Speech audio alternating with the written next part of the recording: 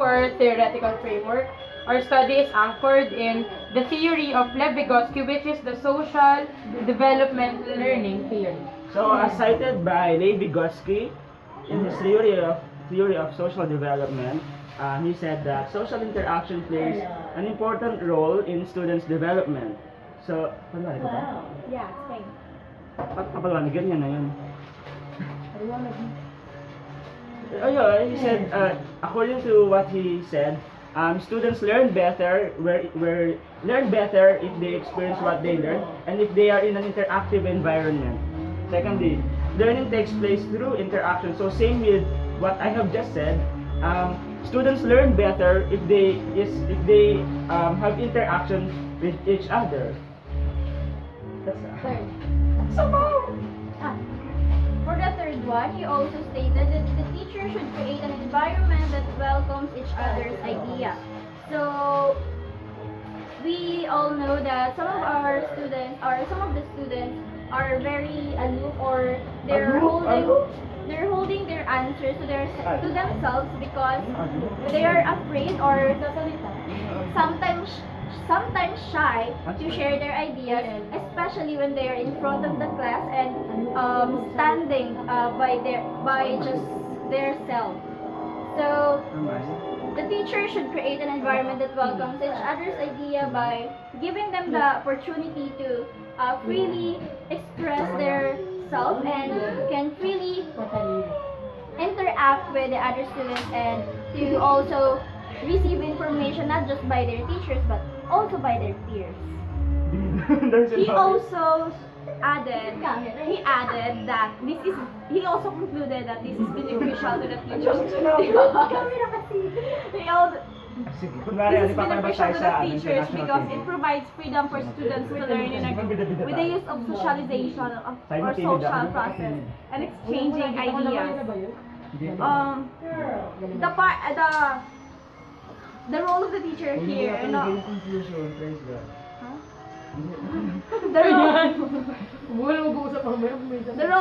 role of the teachers here are they are not a facilitator in here where they let the students to do the activities.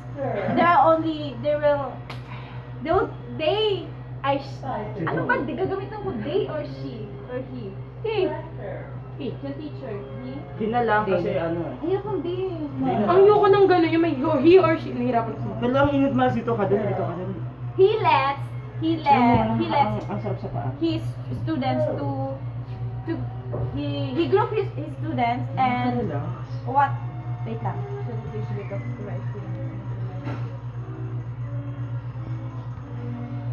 Okay. Naaano ko sa song ko. Wait lang. Doon siya sa teachers day class. So, as we all know, socialization gives us the opportunity to share our ideas with the others. So, as we do that, we can improve our critical thinking skills by becoming the recipient and by becoming open for the ideas of other people. So to end, Ikaw na lang lahat. you defended a Uy, lot. nagsashine ka talaga ngayon, promise. I'm shining. I'm shining. Magaling naman talaga yung sa speech. Melissa. Hindi, dali na. So to end, those statements that they explained, this is the byproduct or the product. So critical thinking skills will be greatly affected. Melissa Paki. More like a vacuum. Vacuum. Critical thinking skills will be greatly affected. So by having these things or the above, as what Lev-Vygotsky stated in the theory of social development, students learn more if they are exposed into an environment that welcomes each other's idea. So when students are exposed in that kind of environment where they can speak, where they can share their ideas or ask something, inquire something regarding a thing, their critical thinking skills or the way how they rationalize things or reason out will greatly be affected. Ang haba. Ang angas. Oh, mas. Bida. Pwedeng bago si Miles, ikaw muna.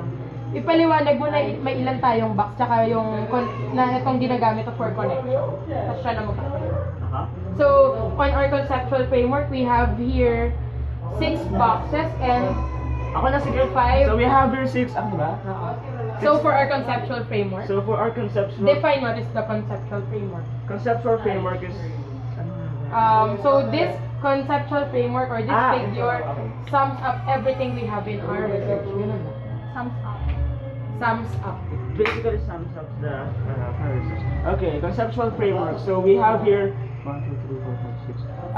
boxes that contain Hindi, 6 boxes lang. 6 boxes. And 5 hours. Which And contains 5. Okay, which contains the process. The process. the of process. our And 5. Ikaw na lang kaya.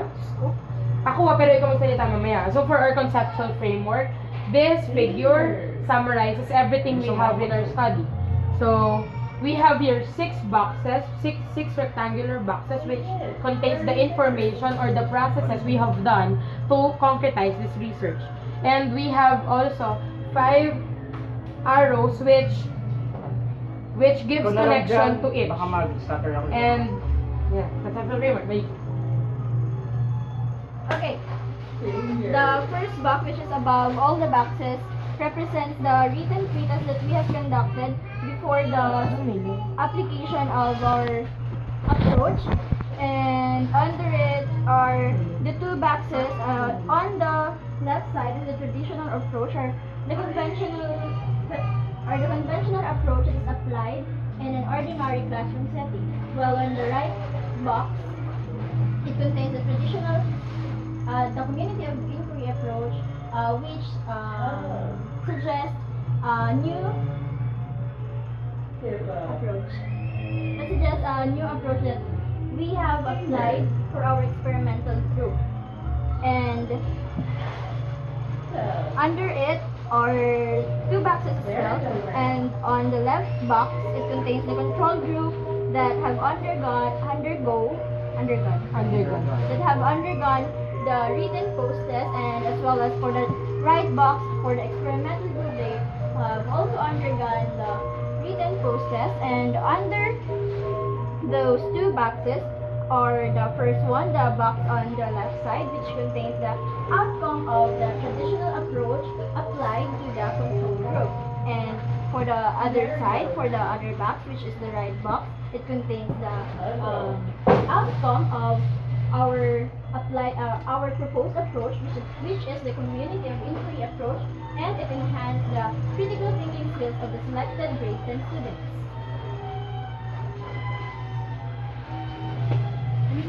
Sa'yo.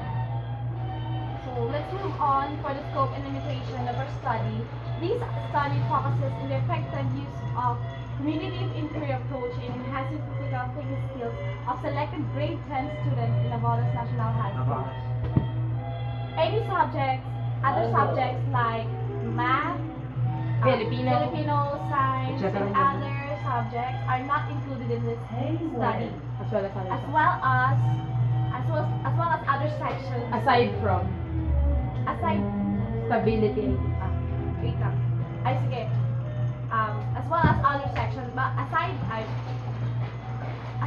from the section of stability and peace, where there are the focus of our study. Stability is our control group. What peace is our experimental group. Okay. Ikaw. Sagsita Hindi niya. niya, significance of the study. So significance of the study. Kakapi ka? Tingnan ko kayo. Sabi tayo. Hindi na, tapusin na muna to. Mamaya na. Ito na. This study is relevant in teaching and developing the critical thinking skills of students using community of inquiry approach. This study will be beneficial to the following individuals. First, for the researchers. For the researchers.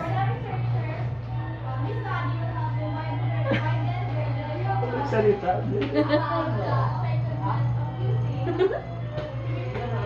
Baliw.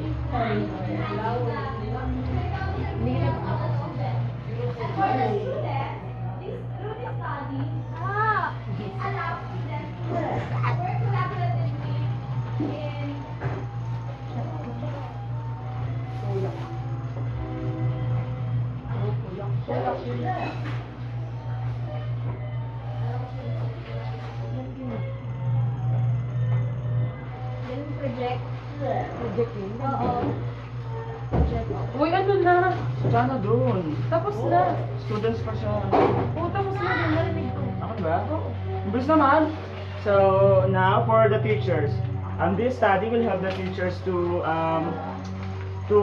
help their to better the performance of their students through, by using our proposed approach, which is the cumulative inquiry approach. And the cumulative inquiry approach will help them to provide more tasks or provide exercises that will help their students to learn collaboratively through to ano pa ng ano bang meron sa inquiry of inquiry sa tama ko ba? Kaya ko Hindi. Yan, through by connecting ideas, conclusions. And this study will have the teachers. Basta yan. Next is for the school administrators. For the school administrators, this study will provide them to look for different approaches and to really. Ano masabi? Ano ba? And to look for different approaches that could aid up the students in improving their academic performance.